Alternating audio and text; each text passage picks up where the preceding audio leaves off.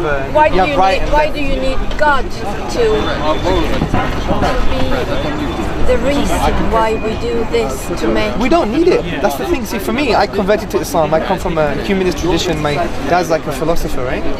I didn't need it. I was happy. I had everything. For me, it was more of a conviction. You see, you have to separate between emotions and intellectual reality. It's not an emotional story. For some people it is, I agree. They have to fill a gap in their lives. But you'd be surprised, a lot of people in the humanists, they're here because humanism fills a gap in their lives. Do you see? Is this book from the divine? That's the discussion, because if God does exist, if you have good reasons for God, if he did present a book to mankind, well, is it from God in the first place? Let's have that discussion. And if it is, then we can start discussing, well, what values did he say, what's the correct interpretation, how we're going to solve human problems. I'll give you an example. This is very powerful. See, the problem with Somalia, take the famine of Somalia, it's a disaster. The reason it's a disaster, not because of resources. Do you know we have enough calories in this world to feed about 12 billion people in this planet? If you study geopolitical studies, there's enough food on this planet. Why do 10 million people in America die from obesity almost? But in Somalia they die because of no food. The issue is about distribution. That's the number one economic problem.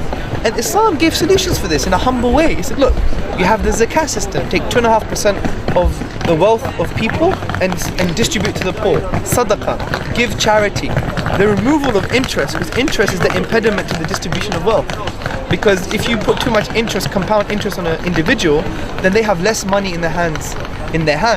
But if they have more money by removing interest, then they have to engage it in society for more entrepreneurship. So it creates a really unique model. Natural resources in the Islamic paradigm belong to the people, not to the government. The Prophet Muhammad said that the natural resources are the people's, not the government. The government has only delegated authority to use that money and give it back to the people. This is why Saudi Arabia is very unjust, because Saudi Arabia takes the oil for themselves. But their own tradition says, give it back to the people. Minerals belongs to the people. This is our tradition. So, in a contemporary context, Islam has so much to say about economics.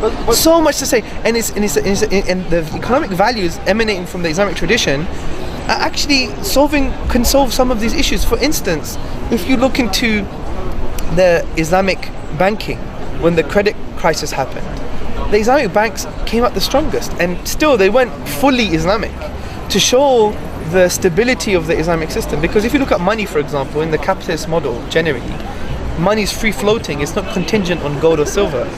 It's free floating, and therefore if you have more money in society, it doesn't mean you have more wealth. But in the Islamic tradition, it has to be contingent on gold or silver or something substantial, which actually stabilizes money. If you take the Ottoman period, even if you take the 15th century, in 1453, if you read the book Constantinople by Philip Mansell, he quotes a letter from a rabbi, and he writes a letter to his persecuted brethren in Europe saying, come to the land of the Muslims, come to the land of the Turks, we're not oppressed with heavy taxes, rich are the fruits of the earth.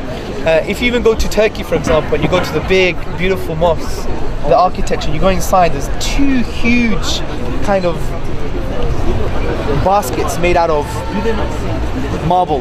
And what used to happen, they used to fill it with gold. So your hand used to go very deep, and if you were rich, you would leave money. If you're poor, you take it. So you don't know if you're taking or leaving. And the majority of the time, there's always gold in there. So it was the first time in history that people had food, shelter and clothing because of these economic principles. Do you see? And these are values that I think we can share. You see, we can share